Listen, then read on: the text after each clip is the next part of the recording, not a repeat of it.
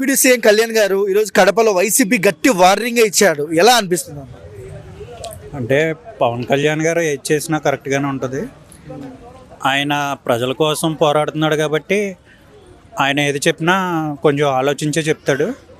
ఆయన ఎప్పుడు కూడా కరప్షన్ ఎంకరేజ్ చేయడు, రౌడీయిజం ఇలాంటివి ఎంకరేజ్ చేయడు. కానీ ఎవరైనా ఏదైనా తప్పు చేస్తే మాత్రం గట్టిగానే శిక్షిస్తాడనే నా ఫీలింగ్. అన్నా మనం చూసుకున్నట్టయితే మీకు 11 సీట్లే వచ్చాయి, అయినా మీకు తెలివి లేదా, ఇలానే చేస్తే ఒక్కొక్కటి తాట తీస్తా అన్నాడు. అదే వేలో ఉంటుందా అన్న రెస్పాన్స్? ఆయన తప్పు చేస్తే మాత్రం సీరియస్గానే ఉంటాడు.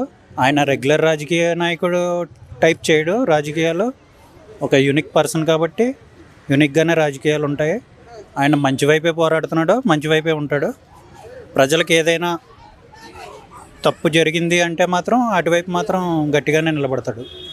ఒకవేళ వైసీపీ వాళ్ళు అటు ఇటు చేస్తే ప్రజల పాలనని కానివచ్చు, ప్రజలు ఏదైనా తప్పులు చేస్తే వాళ్ళు చుక్కలు చూసే అవకాశాలు ఉన్నాయా పవన్ కళ్యాణ్ నుంచి? చెప్పలేము. ఆయన అయితే సీరియస్గానే ఉన్నాడు కాబట్టి, సీరియస్ పొలిటీషియన్గా సీరియస్గా చేస్తున్నాడు కాబట్టి ఏదైనా చేయొచ్చు. అలాగని వైసీపీ ఎక్కడో చిన్న క్యాడర్లో చేసిన తప్పుల్ని మొత్తం వైసీపీకి అంటగట్టలేము. కానీ మొత్తం పైన పెద్దవాళ్ళకి తెలిసి చేస్తున్నారని చెప్పలేం. కానీ చిన్న చిన్న వాళ్ళ వల్ల పెద్దవాళ్ళ పరుగు పోతుంది. అంతేగాని ఇప్పుడు పవన్ కళ్యాణ్ గారు అయితే సీరియస్గానే ఉన్నారు.